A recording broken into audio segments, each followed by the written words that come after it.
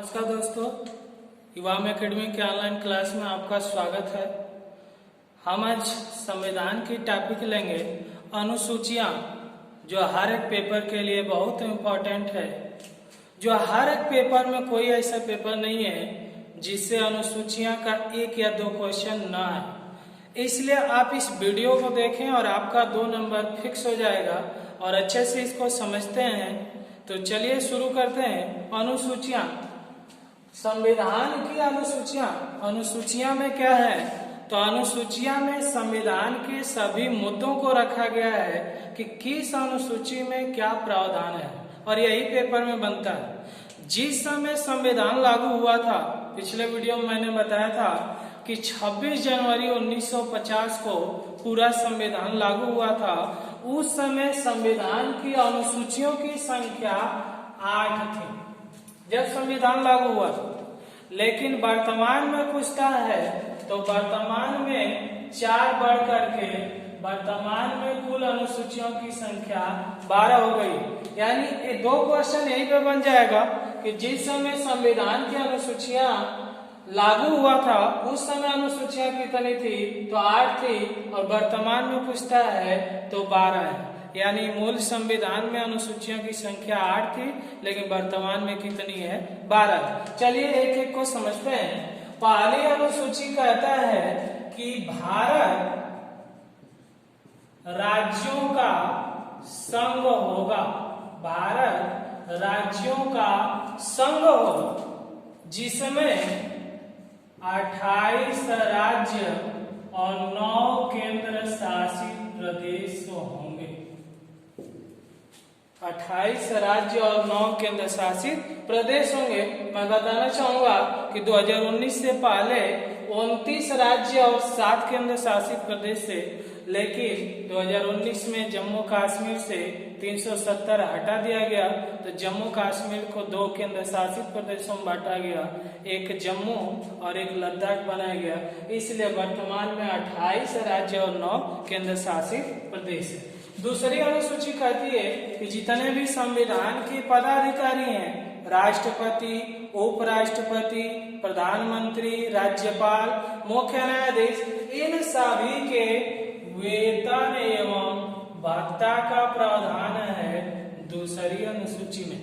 वेतन एवं भत्ता का प्रावधान है, यानी किसका वेतन कितना होना चाहिए और इनको वेतन कहाँ से दिया जाता है। तीसरी अनुसूची में वही लोग हैं जो संविधान पे बैठे हुए हैं, राष्ट्रपति, उपराष्ट्रपति, प्रधानमंत्री, राज्यपाल, मुख्य न्यायाधीश, इन सभी को शपथ का प्रावधान है। यानी इन लोगों को शपथ कौन दिलाएगा, कौन किसको शपथ दिलाता है, इसका प्रावधान है तीसरी अनुसूची में। चौथी अनुसूची में राज्य और केंद्र शासित प्रदेश में राज्यसभा की सीट कितनी होनी चाहिए। राज्य और प्रत्येक केंद्र शासित प्रदेश में राज्यसभा की सीट कितनी होना चाहिए, इसका प्रावधान है चौथी अनुसूची में। पांचवी अनुसूची क्या कहता है? अनुसूचित जाति एवं अनुसूचित जनजाति। अनुसूचित जाति एवं अनुसूचित जनजाति में प्रशासन कैसा होना चाहिए, यानी जो लोग पिछड़े थे उनको सभी लोगों के कैटेगरी में लाने के लिए क्या प्रावधान होना चाहिए। तो पांचवी अनुसूची कहती है अनुसूचित जाति एवं अनुसूचित जनजाति में प्रशासन कैसा होना चाहिए, इसका प्रावधान है पांचवी अनुसूची में। अगला अनुसूची देखते हैं। छठवीं अनुसूची में क्या है? तो छठवीं अनुसूची में असम, मेघालय, मिजोरम, त्रिपुरा, ये पिछड़े हुए इलाका थे जिस समय संविधान लागू हुआ। तो ये जनजातियां जो थी इन राज्यों में, जो जंगलों में रहती थी, उनको भी ऊपर उठाने के लिए असम, मेघालय, मिजोरम, त्रिपुरा के जनजातियों में प्रशासन का प्रावधान है। यानी पेपर पूछता है कि असम, मेघालय, मिजोरम, त्रिपुरा के प्रशासन का प्रावधान किस अनुसूची में है, तो 6वीं अनुसूची में है। 7वीं अनुसूची कहती है केंद्र और राज्य के शक्तियों का बंटवारा।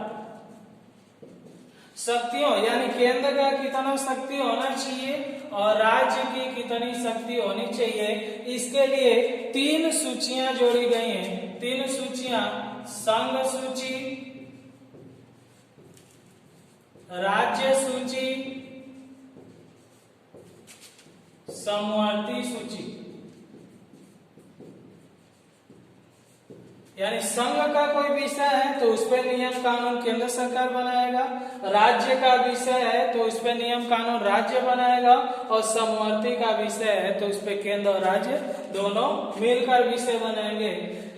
इसमें दिया गया कि कितने विषय हैं, तो संघ सूची में पहले 97 थे लेकिन अब बढ़ करके 100 हो गए हैं। राज्य सूची में पहले 66 थे, अब बढ़ करके 61 हो गए हैं, घट करके 61 हो गए हैं। समवर्ती सूची में 47 थे लेकिन बढ़ करके वर्तमान में 52 हो गए। यानी जिस समय मूल संविधान में संघ सूची में 97 थे, 3 बढ़े 100 हुए। राज्य सूची के विषय को 5 घटा दिए गए, 66 थे लेकिन वर्तमान में 61 है। समवर्ती सूची में 47 थे, इसमें बढ़ा करके 52 कर दिया गया।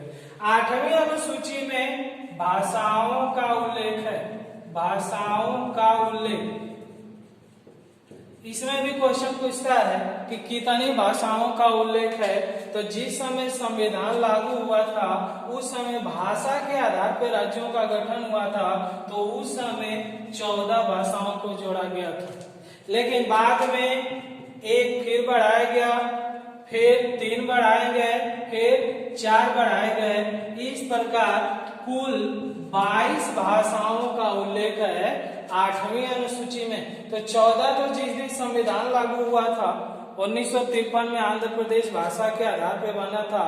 फजल अली के रिपोर्ट से भाषाओं के आधार पर राज्यों का बंटवारा किया गया, तो उस समय 14 भाषाओं को जोड़ा गया। बाद में जरूरत के हिसाब से पहली भाषा जोड़ी गई। 21वां संविधान संशोधन 1967 में सिंधी को जोड़ा गया। 21वां संविधान 3 भाषा जोड़ी गई। 71वां संविधान संशोधन 1992 में हुआ था और इसमें 3 भाषा जोड़ी गई थी, कोंकणी, मणिपुरी और नेपाली। ये 3 भाषा 1992 में जोड़ी गई, कोंकणी, मणिपुरी और नेपाली। और 4 भाषा जोड़ी गई 92वां संविधान संशोधन हुआ था 2003 में, इसमें जोड़ी गई संथाली, मैथिली, बोडो और डोगरी। ये 4 भाषा जोड़ी गई 2003 में। 92वां संविधान संशोधन के तहत 3 भाषा 71वां संविधान संशोधन के तहत 1992 में जोड़ी गई, कोंकणी, मणिपुरी और नेपाली। और 14 के बाद 1 भाषा और जोड़ी गई, 21वां संविधान संशोधन 1967 में हुआ था, सिंधी। इस प्रकार सिंधी, कोंकणी, मणिपुरी, नेपाली, संथाली, मैथिली, बोडो और डोगरी को लेकर के वर्तमान में कुल 22 भाषाओं का उल्लेख है 8वीं अनुसूची में। तो हम लोग 8वीं अनुसूची तक पढ़े जो मूल संविधान में थी। अब ये 4 बढ़ी हैं, किस लिए बढ़ी हैं, कब बढ़ी हैं, कौन सा संविधान संशोधन हुआ था, उसको देखते हैं। 9वीं अनुसूची इसलिए जोड़ी गई कि हमारी देश की अर्थव्यवस्था को चलाने के लिए भूमिगत तौर पे विकास करना था, इसलिए 9वीं अनुसूची में भूमि सुधार का प्रावधान किया गया। भूमि सुधार का प्रावधान किया गया और इसमें कुल 284 विषय को डाले गए। यानी कौन सा विषय पे किस क्षेत्र से विकास होगा, इस भूमि को सुधारने का प्रयास किया गया। और इसको कब जोड़ा गया, यह भी क्वेश्चन पूछता है। तो 9वीं अनुसूची जोड़ी गई पहला संविधान संशोधन 1951 में। यानी पहला संविधान संशोधन हुआ था और 1951 में जोड़ा गया। 10वीं अनुसूची क्यों लाई गई? तो जिस समय इंदिरा गांधी की मृत्यु हुई थी और राजीव गांधी प्रधानमंत्री बनने वाले थे, तो उस समय कई छोटे छोटे दल हर एक पार्टी में भाग रहे थे। जिधर उनकी सरकार बनानी पड़ती थी उधर जाते थे, इसलिए छोटे दलों को रोकने के लिए 10वीं अनुसूची लाया गया और दल बदल पे रोक किया गया, यानी दल बदल कोई नहीं कर सकता है। अब इसमें कई भी क्वेश्चन पूछता है कि कौन दल बदल नहीं कर सकता है, तो जो जिस पार्टी से जीता हुआ प्रत्याशी है वो किसी दूसरे पार्टी में नहीं जा सकता। अगर वो जाता है तो उसकी सदस्यता क्या हो जाएगी? रद्द हो जाएगी। लेकिन निर्दल प्रत्याशी के लिए कोई प्रावधान नहीं है, निर्दल किसी भी पार्टी में जा सकते हैं। तो 10वीं अनुसूची में दल बदल का प्रावधान है और इसको कब जोड़ा गया? तो 52वां संविधान संशोधन हुआ था 1985 में। 11वीं अनुसूची में क्या है? 11वीं अनुसूची में पंचायती व्यवस्था है, यानी पंचायती व्यवस्था यानी ग्राम पंचायत का विकास करना था। और इसमें सबसे इम्पोर्टेंट है पंचायती व्यवस्था सबसे पहले कहाँ लागू हुई थी? तो राजस्थान के नागौर में पंचायती व्यवस्था लागू करने का श्रेय किसको था? तो बलवंत राय मेहता समिति का प्रमुख श्रेय था। और पंचायती व्यवस्था में कुल 29 विषय रखे गए हैं और इसको कब जोड़ा गया? तो 73वां संविधान संशोधन 1992 में जोड़ा गया। 12वीं अनुसूची में नगर पालिका का प्रावधान है, नगर पालिका, और इसमें कितने विषय हैं? कुल 18 विषय हैं। इसको कब जोड़ा गया? 74वां संविधान संशोधन 1992 में। अब इसमें भी कई कंफ्यूजन के क्वेश्चन आते हैं कि पेपर में आता है 1992 भी लिखा रहता है, कहीं पे 1993 में लिखा गया होता है। तो देखिए क्लियर कर लेते हैं। 1992 में संविधान संशोधन की प्रक्रिया शुरू हो गई थी। 1993 में पंचायती व्यवस्था और नगर पालिका को लागू किया गया था। इस प्रकार ये 12वीं अनुसूची है और 12वीं अनुसूची में प्रत्येक का विषय है। हमें आपके मेहनत, आपकी नौकरी पाने के लिए